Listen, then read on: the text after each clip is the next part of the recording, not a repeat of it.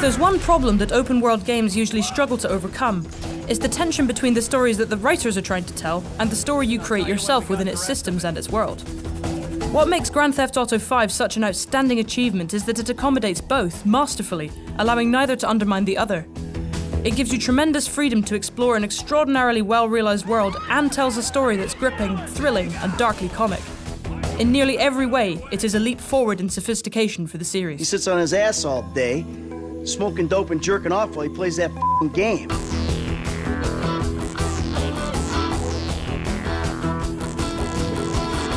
GTA 5 is also an intelligent and sharp-tongued contemporary satire, taking aim at post-economic crisis America and relentlessly ripping into its materialism, superficiality, corruption, and hypocrisy. They're shooting porno here. They shoot porno all over town. Mom rented our house to them last summer. What? Your house? Yeah. Man, you got a killer pad, Mr. Isn't it awesome? If GTA 4 is a targeted assassination of the American dream, GTA 5 takes aim at the modern American reality. It rips into the millennial generation, celebrities, the far right, the far left, the middle class, the media. Nothing is safe, including modern video games. Go away. What the The attention to detail that goes into making its enormous world feel alive and believable is also what makes its satire so biting. That must feel good. What a proud patriot you are. At the same time, it's immediately noticeable that every aspect of Grand Theft Auto V's fundamental design has been greatly improved over GTA 4. The cover system is more reliable, the auto-aim less touchy. Cars handle less like their tires are made of butter, though their exaggerated handling still leaves plenty of room for spectacular wipeouts. Grand Theft Auto V's plot happily operates at the boundaries of plausibility, but its three main characters are what keep it relatable. I was just lost in an 80s movie fantasy. Yeah, I can see you spend a lot of time there. The well-written and acted interplay between them provides the story's biggest laughs and its most affecting moments. And the way that their relationships with one another develop gives the narrative its power. Michael is a retired con man in his 40s who settled down in a Vinewood Hills mansion with a family that pretty much hates him. Mom was right about you. You don't know any better and you can't help it, but you're an asshole. Franklin is a young man from downtown Los Santos who laments the gangbanger stereotype even as he's reluctantly seduced by the prospect of a bigger score. So you giving me a lecture about not being a good enough gangbanger? Who is that? And then... Hello, Missy. Well, then there's Trevor.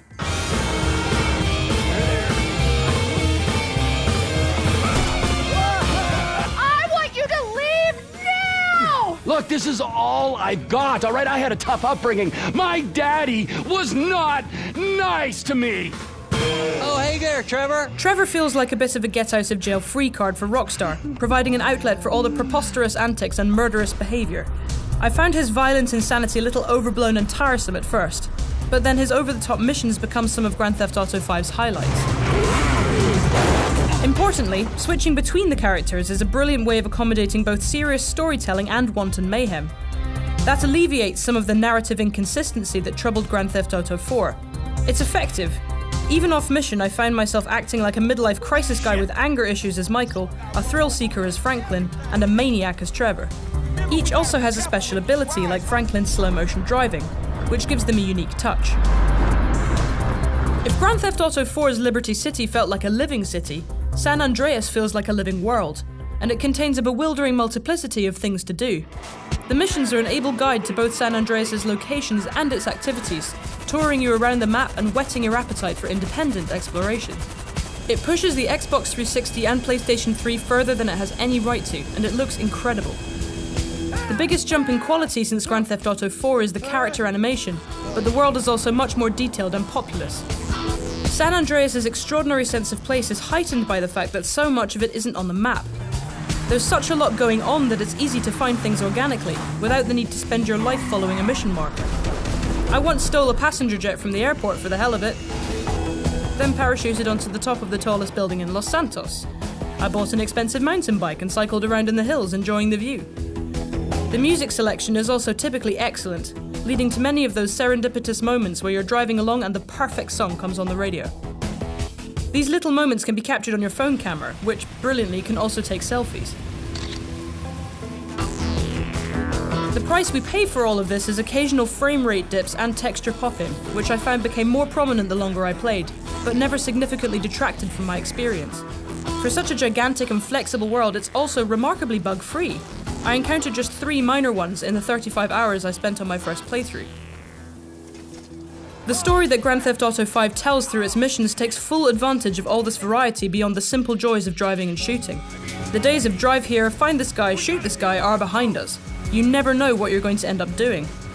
Even missions that would otherwise be formulaic are imbued with novelty and excitement by the potential to play them from 3 different viewpoints.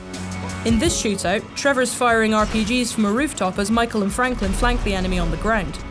And at long last, Rockstar has finally slain one of GTA's most persistent demons, mission checkpointing, ensuring that you'll never have to do a long, tedious drive 6 times if you repeatedly fail a mission ever again. It's the heists, multi-stage, huge-scale events that serve as the story's climactic peaks that show Grand Theft Auto 5 at its most ambitious and accomplished. Usually each offers a choice between a more involved, stealthier approach and a guns-blazing option that will be less tense but more explosively chaotic.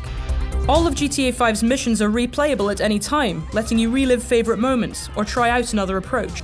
Sometimes your own approach won't be the way that Rockstar's designers expected, and though Grand Theft Auto 5 is usually very good at bending around you when that happens, there were 1 or 2 occasions where it wasn't prepared for my personal brand of chaos. Most of the time the scripting is good enough to be invisible, but when it's not you really notice it, if only because it's otherwise so seamless. It's worth mentioning that when it comes to sex, drugs, and violence, GTA 5 pushes boundaries much further than ever before. You shitting me? No. If the morality police were worried about hot coffee, there's a lot here that will provoke moral hysteria. Hey, Trevor, are we still gonna cook that batch? Yeah! It's deliciously subversive and firmly tongue-in-cheek, but once or twice it pushes the boundaries of taste too. There's one particular scene, a torture scene in which you have no choice but to participate, that I found so troubling I had difficulty playing it.